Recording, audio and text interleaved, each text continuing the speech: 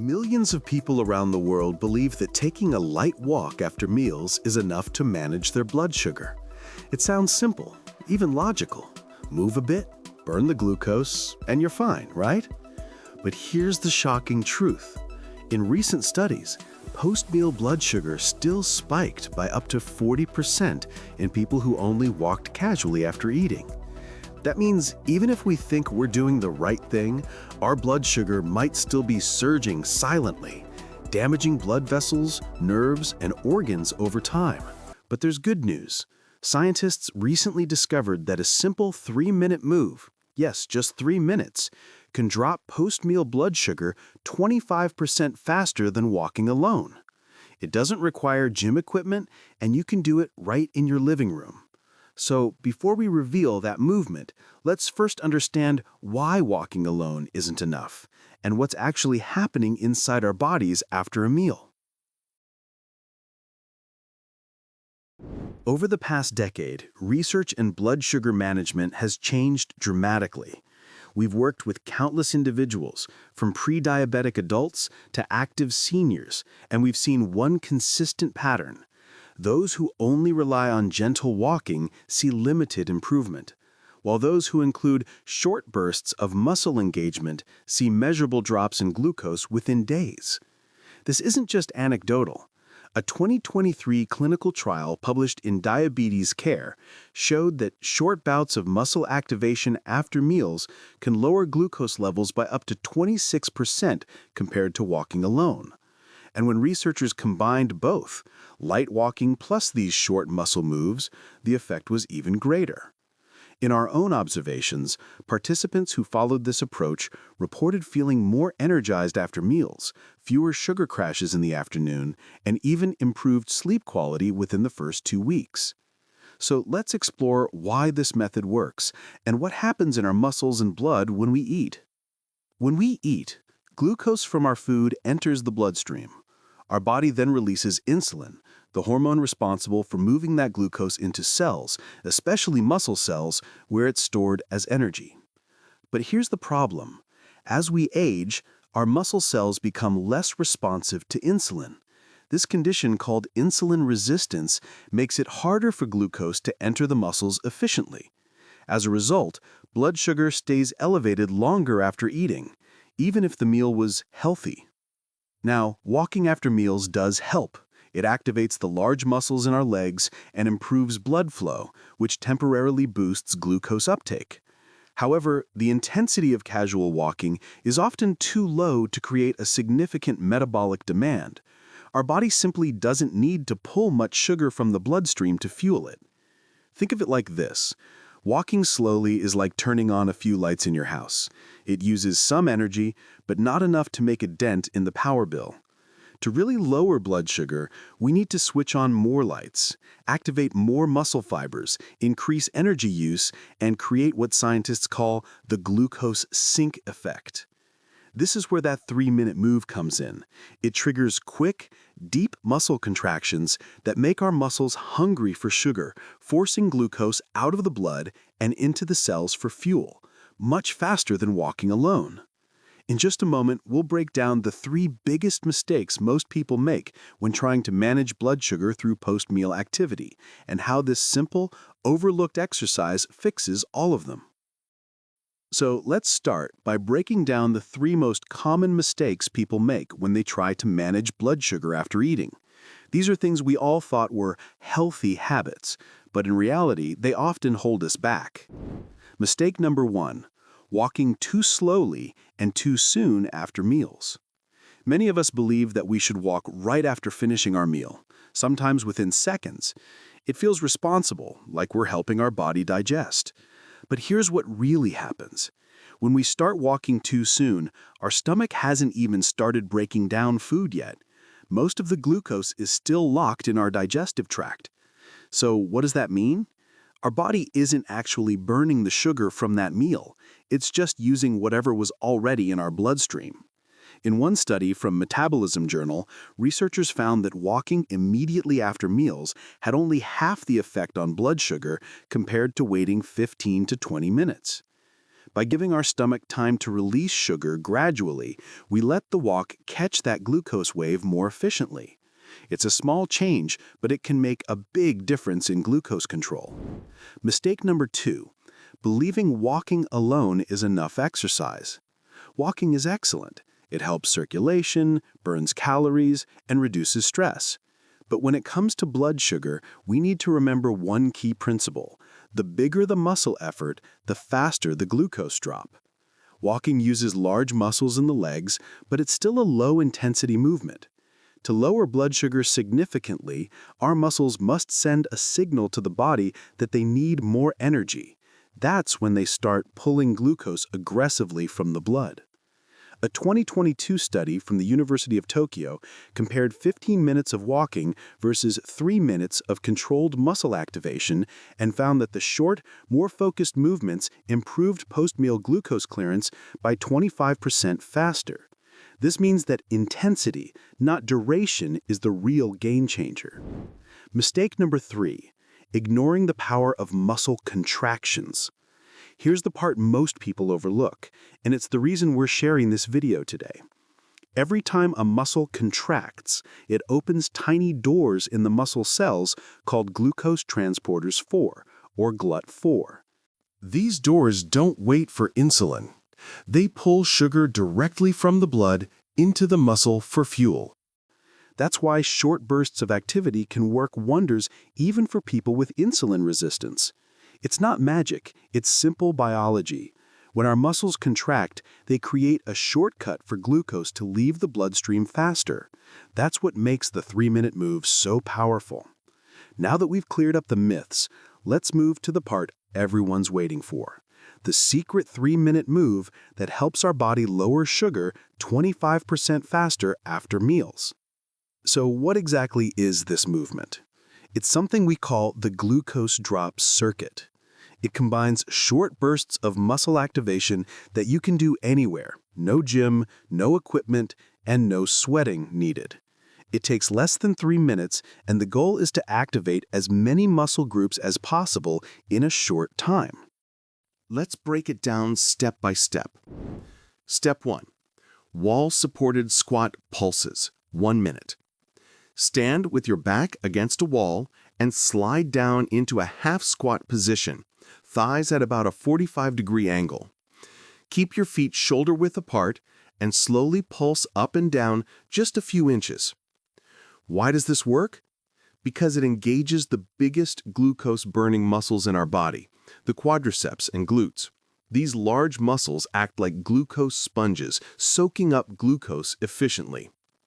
In one small clinical test, just 60 seconds of squats after meals reduced glucose spikes by 17% compared to passive sitting.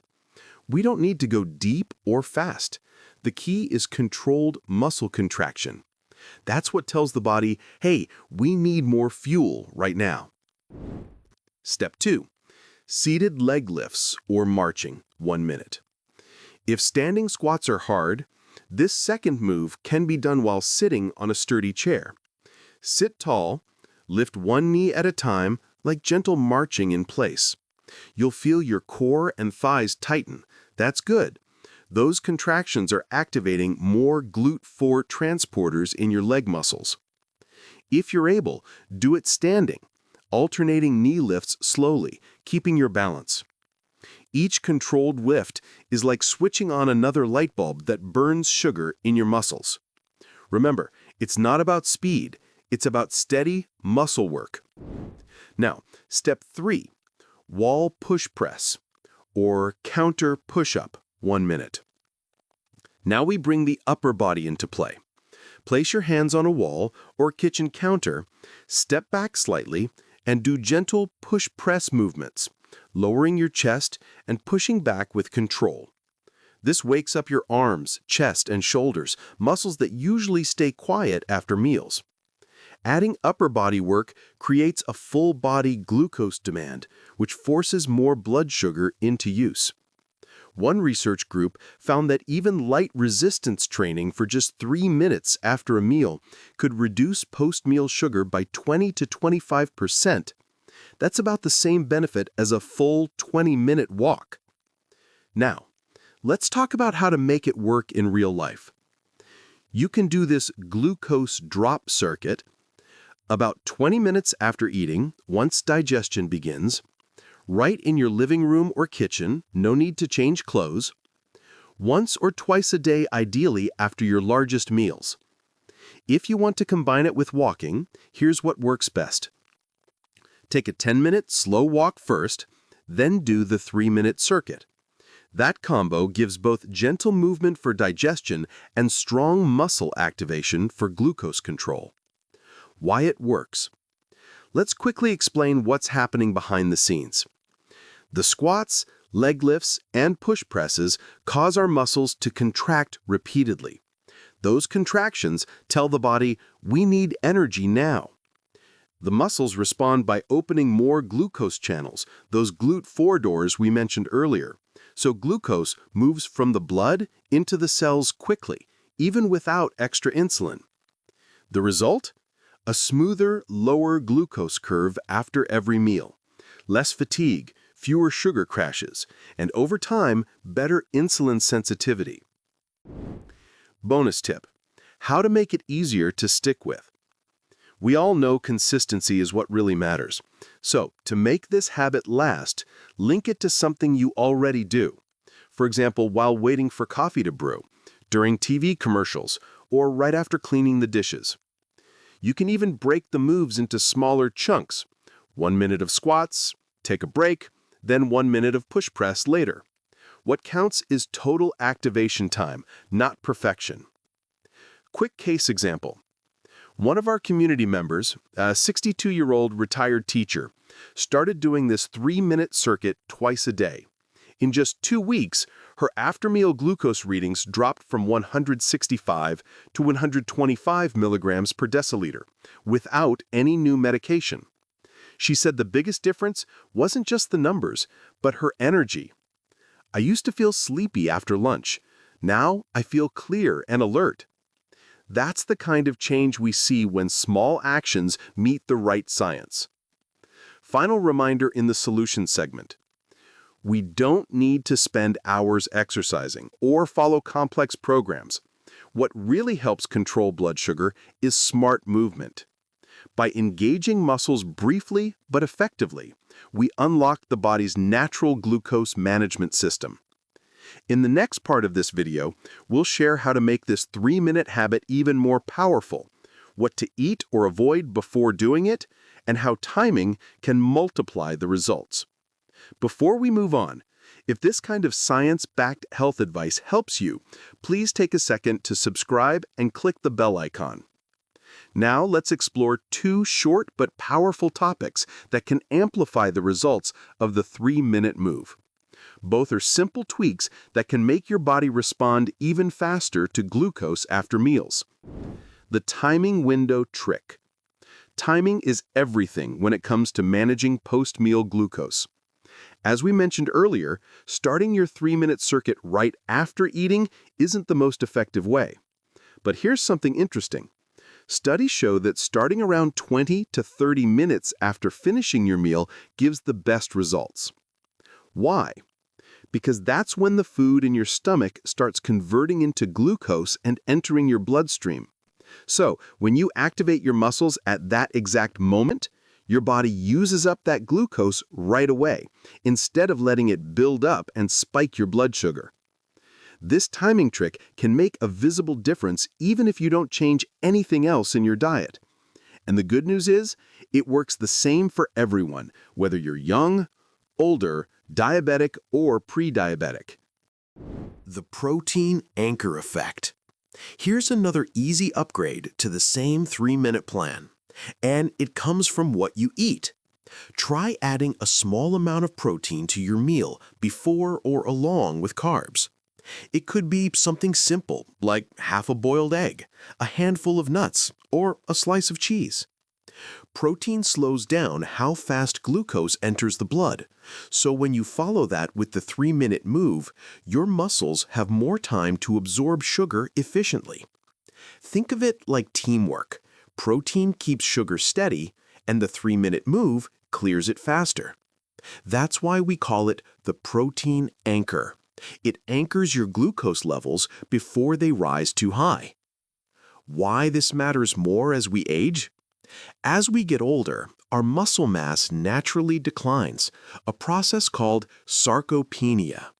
Less muscle means fewer GLUT4 doors to pull glucose from the bloodstream. That's why many people in their 40s, 50s, or beyond notice that their blood sugar starts creeping up, even if their diet hasn't changed much. The 3-minute move directly targets that issue. It keeps the muscle tissue active and responsive, helping us stay metabolically younger without needing a full workout routine.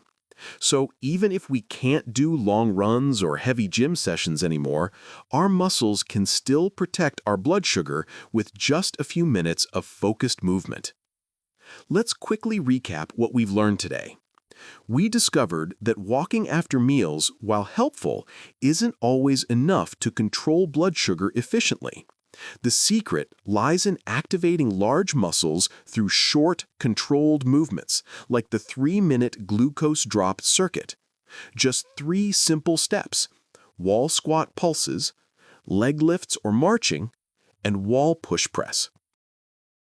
Each one triggers your muscles to pull glucose straight from your bloodstream, cutting post-meal spikes by up to 25% faster than walking alone. And when you combine this with smart timing, starting around 20 minutes after a meal, and maybe a little protein before eating, you're giving your body exactly what it needs to stay balanced and energized. The best part? It's free, simple, and takes less than the time we spend checking our phones after lunch. If you found this helpful, please give it a like, and don't forget to subscribe for more health insights that truly make sense.